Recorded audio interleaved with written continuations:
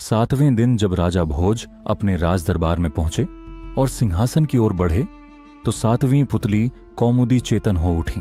उसके मुख से गंभीर स्वर निकला, राजन, इस दिव्य सिंहासन पर बैठने की इच्छा त्याग दो। यदि तुम में राजा विक्रमादित्य जैसे महान गुण नहीं हैं, मेरी कथा ध्यान से सुनिए। एक रात की बात है। उज्जैन के महाराज विक्रमादित्य अपने शयन कक्ष में विश्राम कर रहे थे। आधी रात के सन्नाटे में उन्हें किसी करुण रोदन की आवाज सुनाई दी। वह स्वर इतना दुखद था कि उनके हृदय को झकझोर गया। राजा उठ खड़े हुए। उन्होंने ध्यान लगाकर देखा, यह रुदन क्षिप्रा नदी की दिशा से आ रहा था।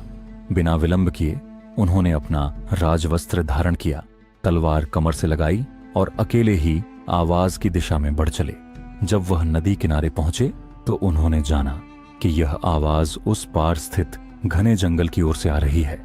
बिना एक क्षण गंवाए उन्होंने नदी में छलांग लगा दी और ठंडी जलधारा को चीरते हुए दूसरे किनारे पर पहुंचे। जंगल में कुछ दूर जाने के बाद उन्होंने देखा, झाड़ियों के पीछे एक स्त्री बैठी फूट फूट कर रो रही थी। विक्रम ने उसके पास जाकर धीरे से पूछा, हे देवी, आप इस वीरान रात में इस तरह क्यों रो रही हैं? बताइए, शायद मैं आपकी कोई सहायता कर सकूं।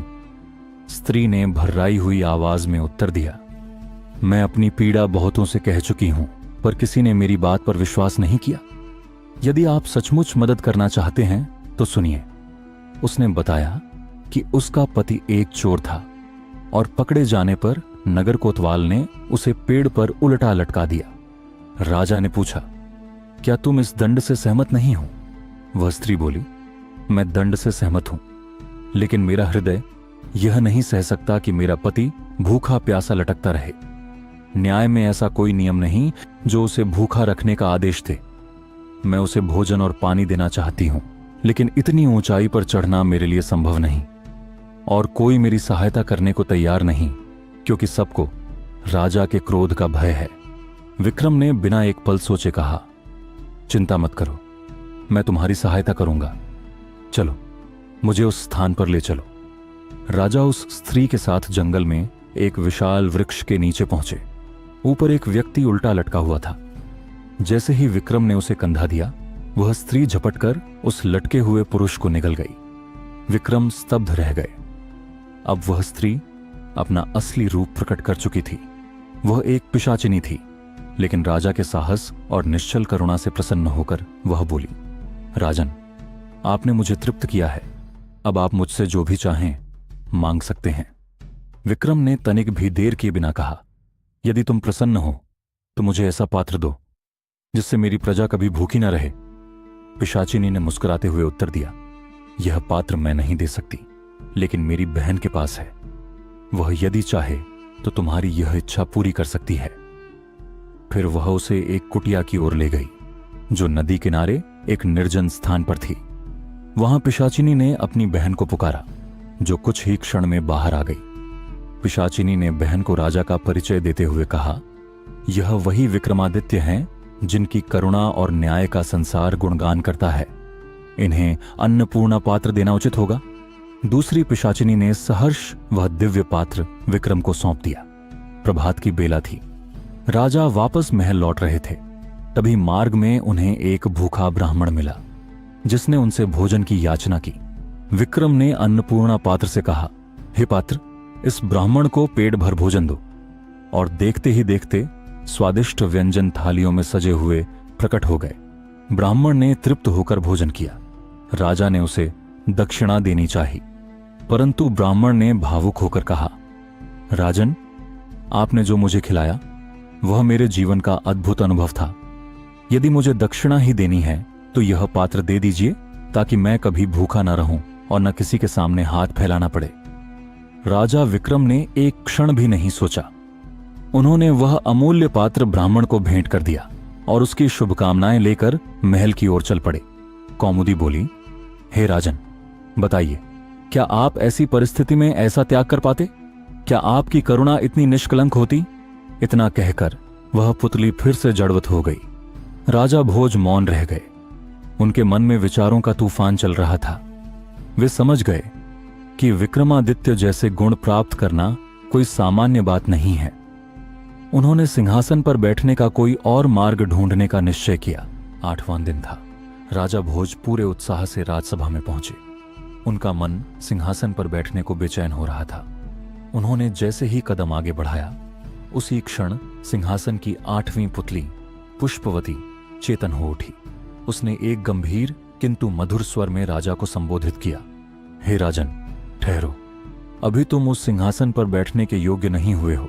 सुनो, आज मैं तुम्हें विक्रम के एक और अद्भुत चरित्र की कथा सुनाती हूं। एक दिन विक्रमादित्य के राज दरबार में एक बढ़ई उपस्थित हुआ। उसके हाथों में एक विचित्र वस्तु थी, लकड़ी से बना एक घोड़ा। उसने नजरें झुकाकर राजा को प्रणाम किया और कहा, महाराज, यह साधारण काठ का घोड़ा नहीं है।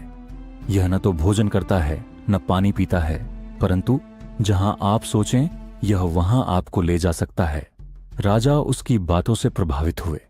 उन्होंने तुरंत दीवान को आदेश दिया कि उस कारीगर को 1,00,000 स्वर्ण मुद्राएं दी जाए। दीवान चौंक गया, बोला, महाराज, यह तो केवल एक लकड़ी का खिलौना है, इसकी कीमत इतनी अधिक नहीं हो सकती।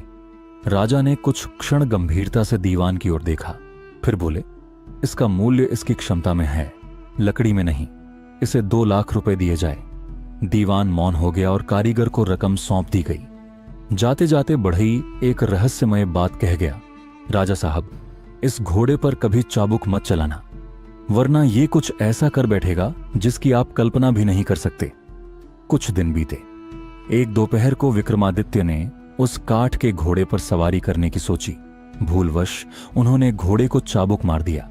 घोड़े में जैसे जादू भर गया हो, वह हवा से बातें करने लगा और देखते ही देखते राजा को समुद्र पार किसी अज्ञात वन में ले जाकर एक वृक्ष पर गिरा दिया। राजा जमीन पर लुढ़क पड़े, उठे, वस्त्र झाड़े और आगे का रास्ता खोजने लगे। कई दिन तक वे बीहड़ जंगलों, खतरनाक घाटियों और शेर चीते से भरे प्रदेशों से गुजरते रहे। 10 दिनों की कठिन यात्रा के बाद वे एक ऐसे गहन वन में पहुंचे जहां सूर्य की किरणें भी मुश्किल से पहुंचती थीं। एक दिन घने जंगलों में भटकते भटकते विक्रम एक छोटी सी कुटिया तक पहुंचे। कुटिया के बाहर एक ऊंचा पेड़ और 2 कुएं थे। पेड़ पर एक बंदरियां थी जो बार बार ऊपर नीचे हो रही थी। जिज्ञासावश राजा ने पेड़ पर चढ़कर छिपकर देखने का निश्चय किया।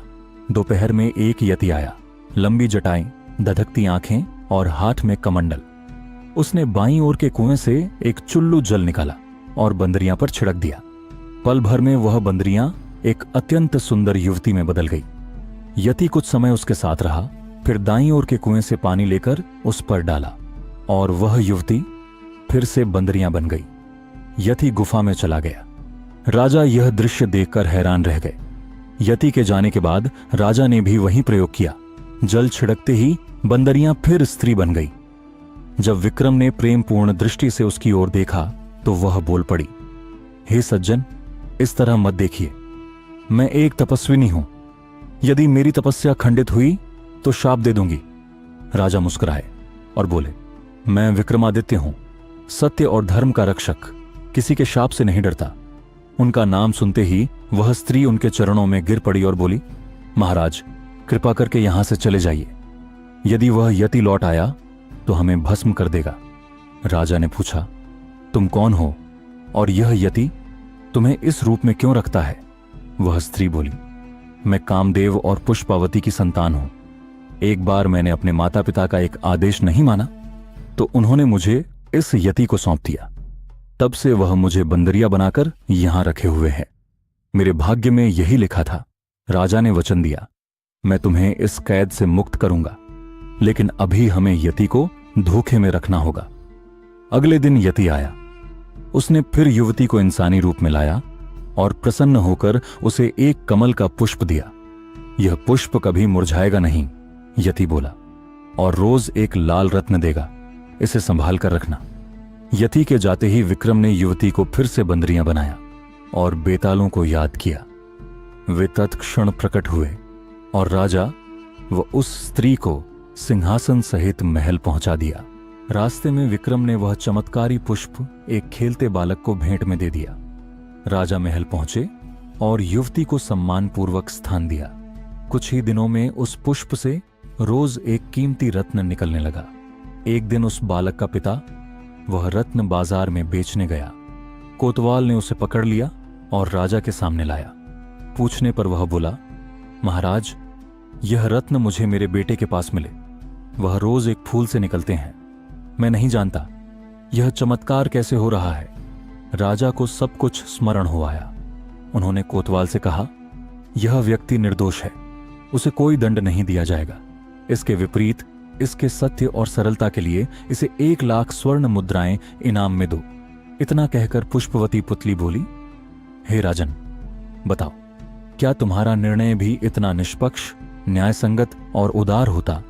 क्या तुम भी एक सामान्य बालक को वैसा अमूल्य पुष्प दान में दे सकते?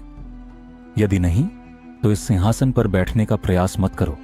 राजा भोज कुछ क्षण चुप रहे, फिर उन्होंने गहरी सांस ली और धीरे से लौट गए।